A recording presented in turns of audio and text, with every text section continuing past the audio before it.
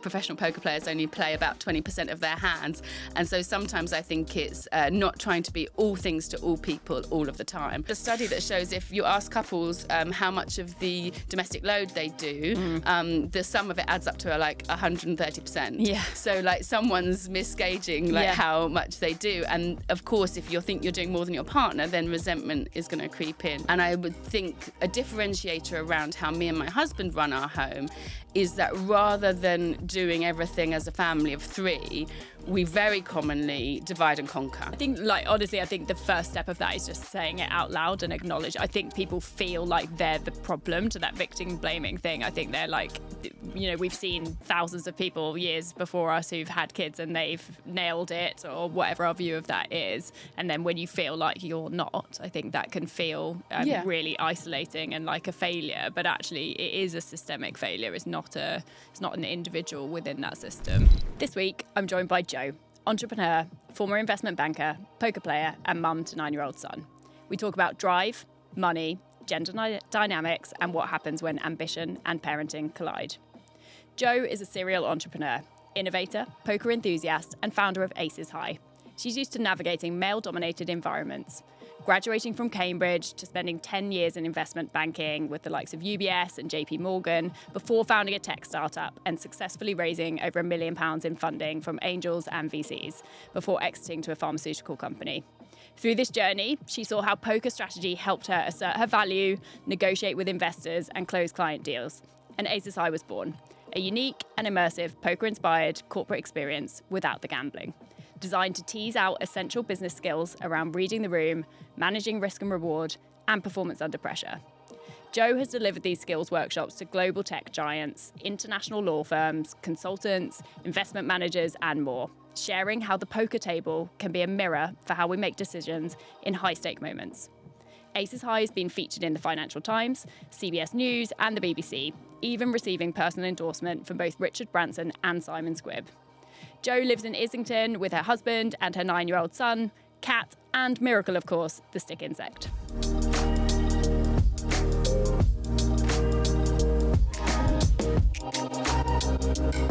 So what did life look like for you growing up? Tell me a bit about your childhood and household growing up. Yeah, I mean, I grew up in Essex and it was quite a high-achieving family, I would say, with academics at the centre of our family life. I was always in the shadow of my brothers academically. I mean, one of them was on Countdown age 16 as this maths prodigy.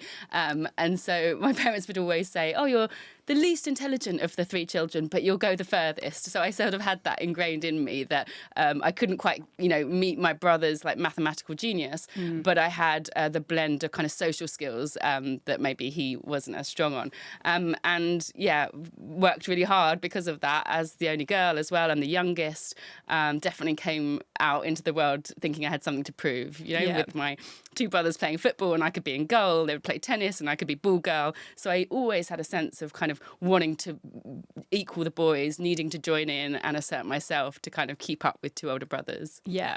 So what did that success sort of look like? How did you get attention and find your path in the family? I think I was the good girl. I think the youngest that got praise by sort of behaving and performing academically, and then got my head down and secured a place at Cambridge. So I think that was my way of sort of getting noticed. But also, I grew up going to a private junior school, and then around the age of 10 my parents broke up, my dad lost his job and they were running two households. They'd spent a lot of money on my two brothers going to boarding school, and we found ourselves in a situation where suddenly financially we looked very, very different. I was on free school meals and we were skipping holidays. Don't get me wrong, I had a very privileged secure upbringing, but finances were very different. So I think I had that drive to have my own independent wealth from an early age, and I went out and got a job at 14 in the cafe near where my dad lived, and at 15 where I could get employment before I had a national insurance number. So I always wanted to make sure I had my income, my money, and was ambitious for financial success, actually. Yeah. And did you have that sort of need for financial independence, and how's that kind of shown throughout the rest of your life? Yeah, I think absolutely I did, and it it didn't serve me too well. I think I got distracted and after Cambridge got swept into the milk round of investment banking. And if I'm honest, I did it for the wrong reasons. I do think I had dollar signs in my eyes. It was well known to be, the highest paid profession or one of them out there. So I thought, yeah, great, let's go into investment banking without really stopping to pause, like, what did I enjoy? What did I love? I mean, I've always loved business and people. So it sort of worked. And I spent 10 years kind of working through that with, highs and lows. I passed out on the trading floor 3 times, but also, with the long hours and the exhaustion, but also had a lot of highs within that and did set myself up. So I've been extremely lucky. But on reflection, I sort of hit 30 and I had what I call my quarter life crisis because I had a relationship breakup that left me brokenhearted. My dad died very suddenly. And then off the back of that really started to question, making rich people richer and if this was what I wanted to do for the next 10 years of my career. So, yeah, walked away from that feeling more like a square peg in a round hole. And also I had always been the kid with the lemonade stand and the student with the side hustle. And so I absolutely had an entrepreneurial itch to scratch and, went to explore that thinking it doesn't have to be a one-way door. I could always, come back and never, ever looked back. Yeah. So interesting. And what were you seeing from your parents when you were growing up? Like, how were they sort of modelling roles within a family and how it was all structured?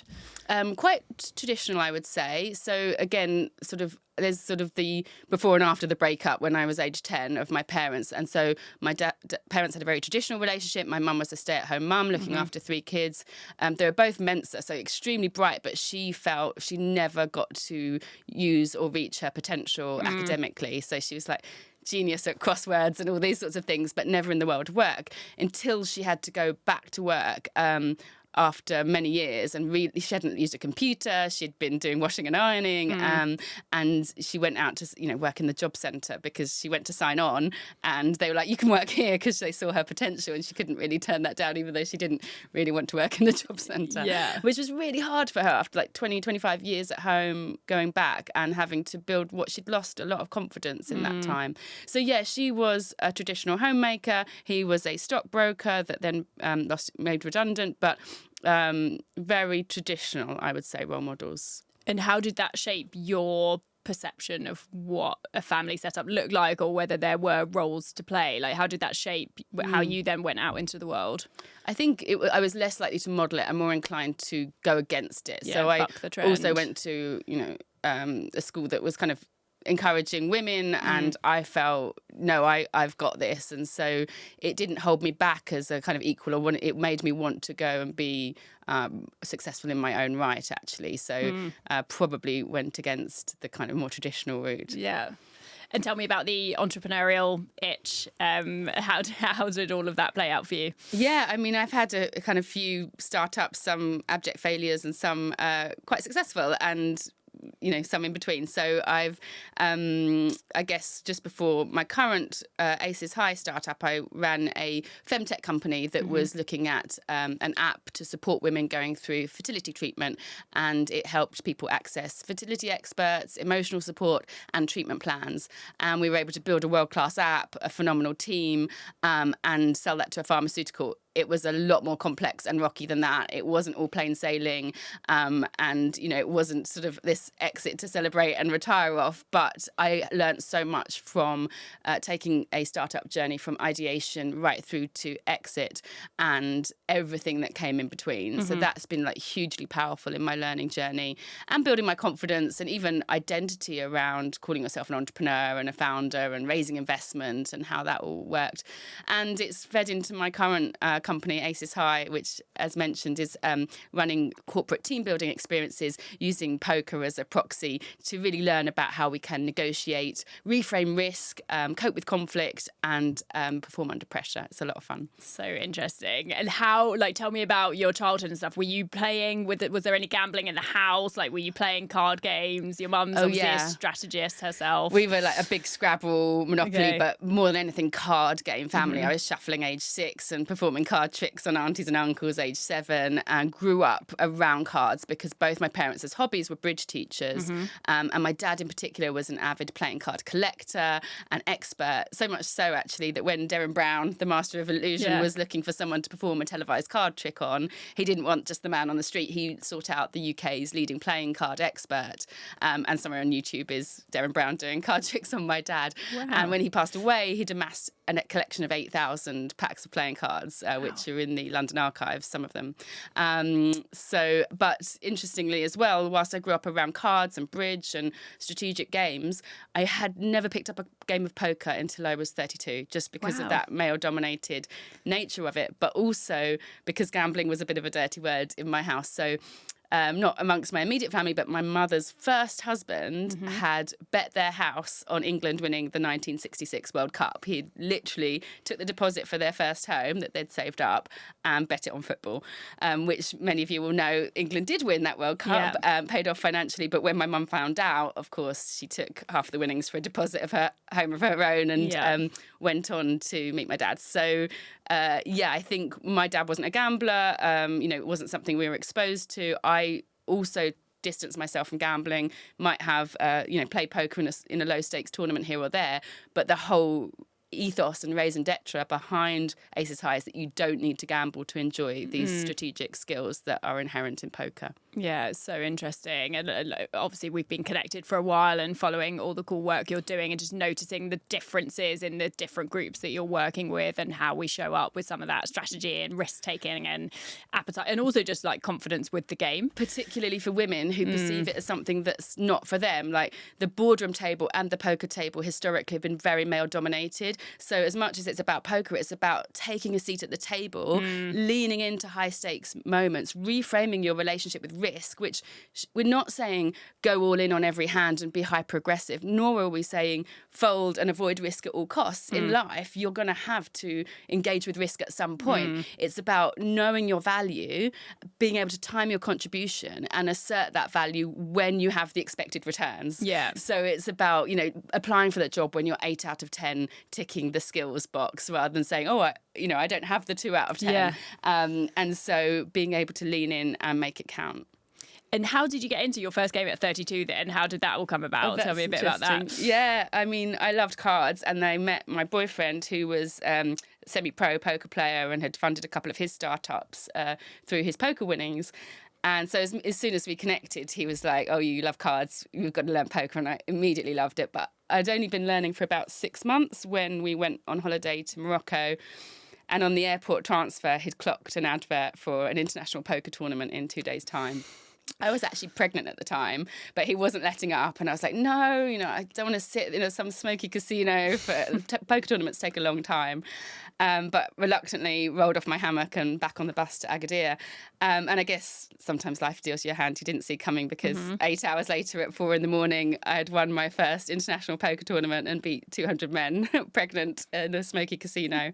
That's so very cool. That gave me the buzz and the bug. And from there, I actually started hosting some home games, low stakes. And they were so male dominated again. So trying to build the funnel of diversity, I hosted some beginner women's nights and recruited fantastic women from my network. But that's when I started to see something really interesting, which was they were quite organically reporting after a few weeks and months of how they'd been able to assert themselves in their home lives and professionally. So my friend Caroline, after a particularly successful salary negotiation, said to me, I realised I had aces and there was no way I was folding. Yeah. So people were able to identify their value and assert that in the moment, in the negotiation. And there was a few anecdotes like that got me thinking and reflecting on how it had helped myself. So poker strategy in, and confidence in negotiation through my startup. I'd actually seen it firsthand. And that's how Aces High was born, thinking there's skills here that aren't being, that is a really useful lens or proxy for how we show up and we can actually practice some of these skills. Yeah, and they underpin everything. I really like what you're saying about how that's a home and a work thing and everywhere in between, because they're not separate anymore. The reality is of like modern day life and modern day parenting is that those two things intersect all the time. My other friend said to me, I'm folding on doing the dishwasher. So it's exactly that way. I'm done with that. I'm really interested in like how any of that poker and strategies played through then. So your son was born and you're into family life. Like how did all of that play out? Interesting. Yes, I mean, me and my husband, we have one child, which I think makes things a little bit easier. He's also a serial entrepreneur. And so we have a lot of flex. We're both extremely busy people working all the hours, but we are more often than not home-based. We have a lot of flex built into the system. So I think it's, professional poker players only play about 20% of their hands. And so sometimes I think it's not trying to be all things to all people all of the time. Yeah. And I would think a differentiator around how me and my husband run our home is that rather than doing everything as a family of three, we very commonly divide and conquer. So it will be very typical on the weekend, for example, for me to take my son out for a day trip to the zoo, wherever, and give my husband either a day to catch up on work, to mentally refresh, go to the gym, sit in front of the telly if he wants, and have a kind of day to reset. And likewise on the other day of the weekend, because we're not, three kids, one of us can just own it. And so I think that's about, not being in every hand and knowing when to kind of rest and reset, so that you're not going on tilt. Going on tilt in poker is you've just lost a bad hand. And then you go on and continue to play the next hand poorly because your mind's still in it. So if you've had a stressful week, how are you resetting? And we talk a lot in Aces High about fight, flight or freeze and self-regulation under pressure. And so I am a big believer that you cannot pour from an empty cup. So a big part of my ethos is self-care. I'm into yoga and meditation. We try and eat well. I'm not so good at that one. But get the right amount of sleep. And I do think that making time for yourself as an individual, as well as a couple and a family in all of those buckets is quite an important approach. Yeah, I think it's something we do a lot of in our household as well. And we actually view that taking a step back as like part of being a high performance, like family, if you like, or individuals. Of actually, you just cannot do all the things and be all of the people all of the time. No. And if you do that, it will impact all of those things negatively. But I don't see it always playing out kind of across our friendship groups and things. I think sometimes I see tension between partners or like maybe a little bit of resentment if one person's having some time out. I don't know if you see that in your groups as well. Yeah, I'm sure. And I think that's when, the resentment creeps in when you feel it's out of balance. And I have to say my husband's very, not more than hands-on in terms of like just helpful. He's truly sharing the load and the family planning and of what holidays we're going to take and what swimming lessons need booking. And so where that's out of balance, I think that it's very easy for resentment to creep in. But I think people are often talking now about tools and tips to manage better. And sometimes I think it's also the wrong question. Like there's just too much sometimes for one couple or certainly one person to carry. And I see it when you've got two people in the couple, both in high-performing corporate roles, which offer a lot less flex. And something's got to give. Like unless you're willing to outsource your parenting to a full-time live-in nanny, which no judgment if that's your approach, completely valid.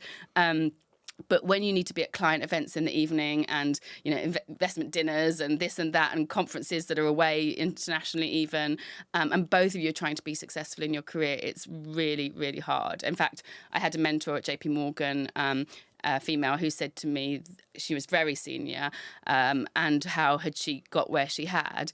And she said, honestly, I met my husband on the JP Morgan grad scheme. She'd accelerated to MD. She was absolutely killing it. But they were American, and she said that after 9/11, her husband walked out of the Twin Towers covered in dust from his office, and he never went back to work. And that was the biggest sole reason why she was so advanced in her career, because from that day on he took the home care role, and they were at a point in their relationship where they had young children, and it was very clearly her that was going to step back because they couldn't jointly have such high-flying careers together, and it only because of that circumstance was it the reverse. Yeah. And I think that's a really interesting thing when we think about contrast of maybe how we were raised, is that like very often systemically both parents have to go to work. It's not even necessarily a choice based on the cost of living and everything that's going on at the moment. I really feel for people where I think if you've got flex because you're working from home or you're an entrepreneur, or you've got money. I think either of those two things can buy you options. And I really feel for people that, we've got two working parents in the family and they don't have the flexibility and the options that can bring. It's really difficult. Have you seen that meme that it's something along the lines of like, imagine what women could achieve if we also had a wife at home? I haven't, but I get the concept. And we do traditionally fall into some of those more traditional role models, which aren't always the most helpful. And I see it really shifting in some areas, like women in the workplace and shared parental leave and all these brilliant steps forward. But what I'm seeing amongst my peer group is that most of us have had children a little later, so than our parents, for example, so in our 30s. We now have ageing parents ourselves, most of my peers, and young children or perhaps even teenage children at the time you're reaching seniority in your career, at the time at which you're maybe approaching perimenopause. And so it feels like this perfect storm of like teenage kids and menopause and elderly parents and seniority. And I don't want to say, I just feels like it's too much. Like the modern world is too much. So, I mean, this is a situation my friend's found herself in, and she was trying to speak to her work about like, I don't want that promotion. I just want to do my job. I don't want to manage that team. I just want to do my job. And she kept getting promoted. And they're like, we'll get you a coach. And she first off thought that was good. And I was like, you realise that is implying that somehow the issue is with your efficiency or your ability to deliver or your aptitude or your execution, when actually I think the issue is, the role that your husband's playing, the bandwidth or the expectations that they have of you in your workload at work, because the person above her had quit and she was doing two people's jobs and managing a team. And actually it's almost victim blaming that the issue's lying with you and you need a coach, rather than saying you've got to look at everything on your plate and divide this up better, because honestly, your husband could step up.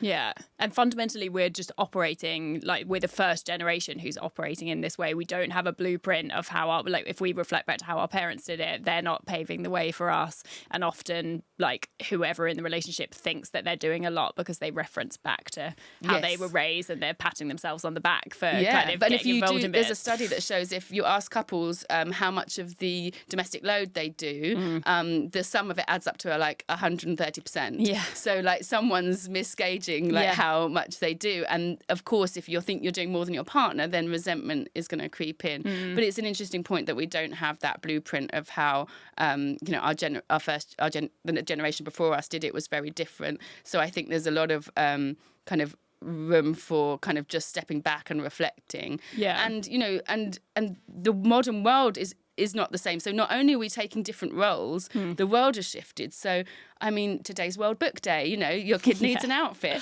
Then there's, sports day they want you to show up for and you want to be there. And the school play. And then it's, they're doing a project. And so I found myself, building a model of the Great Fire of London at various points, And so it's like, there's just too much. How do you find the power of no? I don't know. I don't have all the answers. Yeah, no, that's fine. I think, honestly, I think the first step of that is just saying it out loud and acknowledge. I think people feel like they're the problem, to that victim blaming thing. I think they're like, we've seen thousands of people years before us who've had kids and they've nailed it, or whatever our view of that is. And then when you feel like you're not, I think that can feel really isolating and like a failure. But actually, it is a systemic failure. It's not an individual within that system. And when you're a high achiever and a people pleaser and you want to be that yes person and you want to be the perfect mum, and probably you end up feeling half a mum, half an employee, failing a little bit at everything and not finding time for your partner, and you sort of can be self-critical around that, rather than saying there is just simply too much, let's literally write it all down. And me and my husband did that. We did an Excel sheet. We actually listed out everything from renewing the car insurance to booking holidays to buying and wrapping kids' birthday presents to booking the swimming lessons to buying new school shoes. Like, who's going to own these different segments? And then we got a really healthy understanding of actually who was doing what. And I was pleasantly surprised, actually. There's loads my husband does around car, taxing and MOTing the car and things that I don't get involved with that just happen. And so it helped you be more helped me be more respectful and appreciative of my partner, and probably vice versa, to know that we're all up against it. And it's not a kind of trade-off of like, oh, I'm more put upon than you, but actually we're in this together and we're a partnership. Yeah, and I really strongly feel that us being divisive in this conversation is not helpful at all. It's like, let's understand deeply what this thing is, how it's playing out for people, and then what we need to do about it. Yeah, and the support that's needed for both, and that you're not just a mum or just a partner, that you're that individual that has your own needs and wants. And so I think, as back to the self-care piece, really making time for and space for what you need to thrive. Yeah, it's so interesting what you're saying there about kind of us being high achieving women and performers and people pleasing and striving and ambition and all of these things, and how actually that strive for success might play into part of the problem and why we're finding it so difficult. I'm really interested how that sort of played out for you in terms of our ability to step out so somebody else can step in. Absolutely. I think we all want to be there for our partners, for our children, for our jobs or startups, and it's just a juggle. And a lot of, people will be high achieving people pleasers that want to get it right. And I think it's really hard to reframe failure or understand that sometimes letting things slip is okay. So sort of the slummy mummy approach is fine. Not everything has to be perfect. If the school uniform isn't ironed, is the world going to end? And finding those small areas where, it's okay. On a Friday night, they're not going to have, a home-cooked organic meal. We're just going to get a takeout, and being gentle with yourself and non-judgmental around that.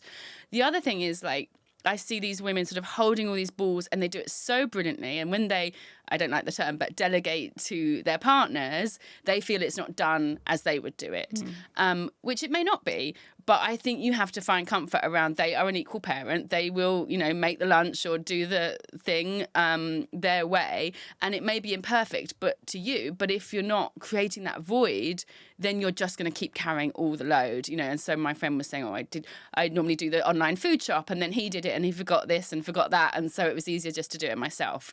And in that attitude, you end up keep doing it. So I know you don't want to coach someone to do the food shop, but it's like, how can you create a void or just kind of fold on doing the dishwasher, whatever it is, so that someone else can lean in and step up, because otherwise you're making a rod for your own back. And that's not to victim blame people that are brilliant and do it all and juggle so much. It's just to understand and recognise what's sustainable and what isn't.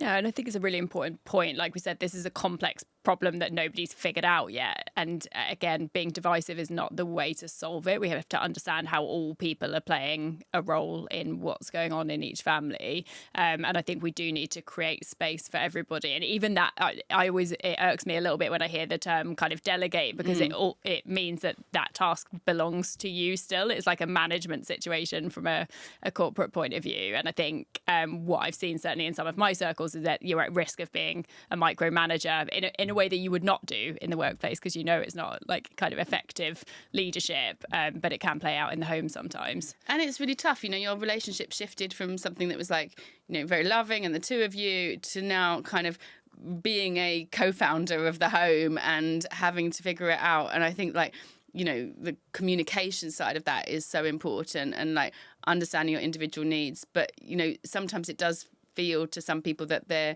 speaking to a brick wall, or that they're, playing out traditional roles, and it's really hard to get through to people in a way that gets your needs heard. But I think, communication and reframing the negotiation. Negotiation, certainly we talk about it in Aces High, is not a I win, you lose Trump style, you do this or I'm out kind of thing. But actually we all have different information, and we're coming to this with different skills, different information and different needs. And how can we communicate in a way where we want a win-win outcome for everyone? And so not trying to win at stuff, win-lose, but win-win, and reframing how you can kind of get through this together. Because ultimately you do love your partner, want to stay with them and want to co-parent in a successful way, but it needs to work for everyone.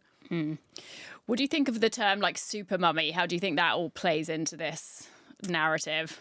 I think it's sometimes at the school gate there's not always healthy, attitudes around having the best project and the best World Book Day costume and being there for everything. I think it's probably an overused term, but I don't see it as that pernicious. I think there's bigger fish to fry probably with regard to some of the cultural norms. And I think it's hard for people that don't have kids in the workplace that also feel penalised because there is some flex sometimes for working mums to leave at 5, and they were like, well, I would like to leave at 5 as well, but I don't have children. So I think any, phrase, or you could find any part of society that feels put upon and overlooked at times, and so that is real, and everyone's kind of position is valid. But I don't think aspiring to supermum is particularly helpful. I think I'm more of the slummy mummy, and just it's good enough, and reminding myself, is this going to move the needle on my child's happiness and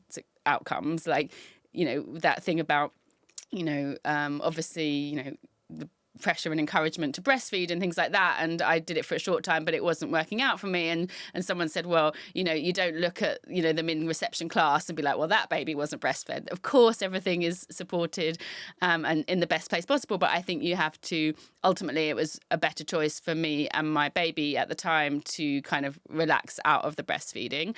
So I think, knowing when to find that right balance rather than try and be high achieving in all areas of parenting, because you just really never know what success looks like. Yeah. What's the hardest challenge you think you're facing compared to perhaps what your parents faced from a parenting point of view? Oh, that's a good one. I think because they had traditional role models, there's something to be said for my mum made all the parenting decisions and my dad was sort of went along with it. And we and my husband and I have very different styles of parenting. And so we're having to navigate that a lot. I'm sort of wanted to sleep train and maybe even cry out. He wanted to kind of rush to him every second for the first 3 years of his life, regardless or not whether we got any sleep. So, that's sort of the pattern we have. And so whilst I was trying to sleep train, he was comforting him. I would comfort him too, but, in different measures. And so that's been a hard thing to navigate. We're coming from quite different. He's very sensitive and compassionate and beautiful, beautiful man. I tend to be a bit more traditional Victorian parent and a bit more tough love. So that's been an interesting conversation. Yeah. And how about like some of the screens and the tech and stuff? How's all that playing out in your family? It's an absolute nightmare. I mean, he's gone to school today on World Book Day dressed in head-to-toe Minecraft branded outfit. So that is his obsession. He's a very kind of Lego Minecraft child and loves YouTube. So we're in that very real conversation right now and trying to limit screen time, limit his exposure to new games like Roblox or whatever, other ones. And just, it's a constant battle. And, I can blame myself as well for like using screens as a bit of a crutch to buy time. I think we all from time to time do that. It's about, again, what's the kind of middle road of balance that gives him screen time but isn't interfering with, his mental health or well-being or other activities and outside time. Yeah. How disciplined are you and your husband with like tech and stuff in your lives as well? We're getting a bit stricter because I think we've really seen that his behaviour improves and his emotional health improves when he has less screen time, particularly around YouTube versus, a slower kids movie. He comes away from the screen much more agitated. So I think learning the hard way that actually this is just not sustainable for or good for him.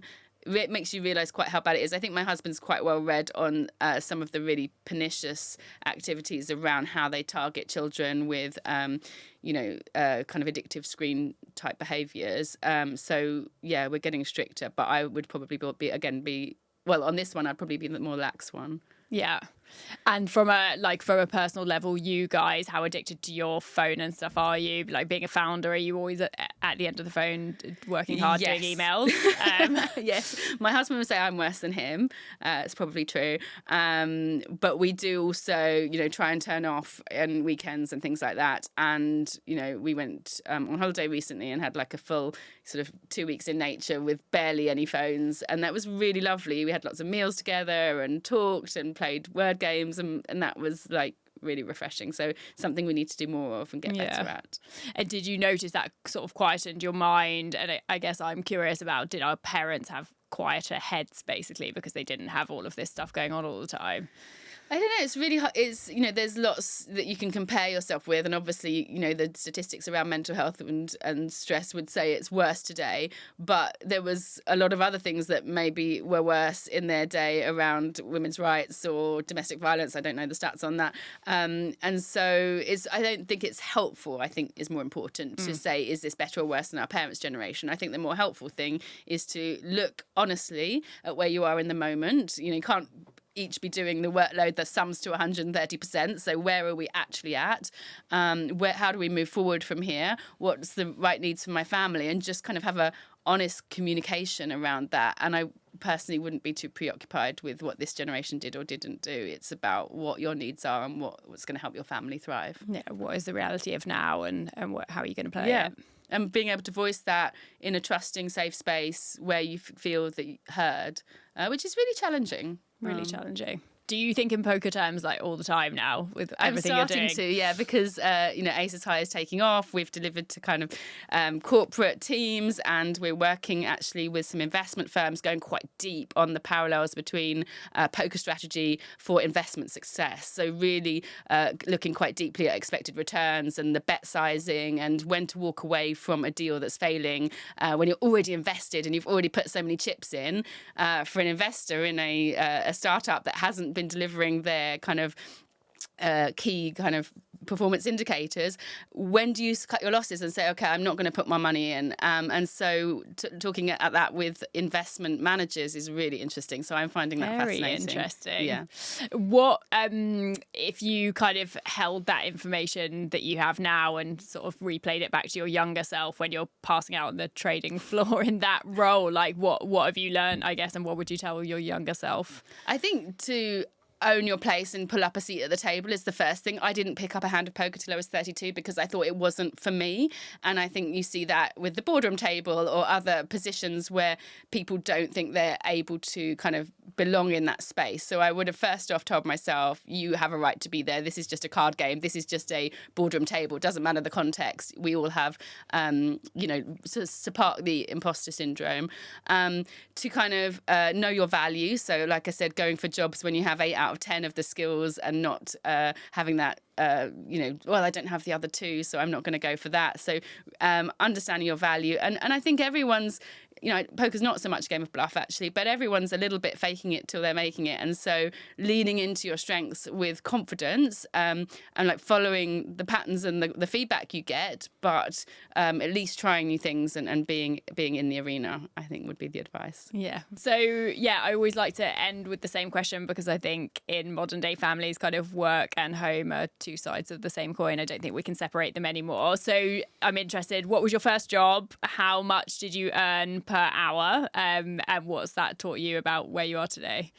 Gosh, my first ever job, I was about 14 and my dad lived on the coast in Walton-on-the-Naze in Essex, and I went and worked in some grubby caff for literally, I think it was £2.15 an hour. I'm showing my age now, but it wasn't well paid anyway. Just clearing dirty plates. That was pretty grubby. But my first sort of national job was at Domino's Pizza when I was 16, and I would take the phones, and that kept me busy. I did spend quite a good chunk of my teenage years smelling of onions because of that role, which wasn't particularly good for my social life, but just being around the pizzas. But no, I think it taught me communication skills because I was on the phones. So I've done that customer service aspect. It also, even just taking home a paycheck at that young age and being like, this is my money. I can buy those trainers I want.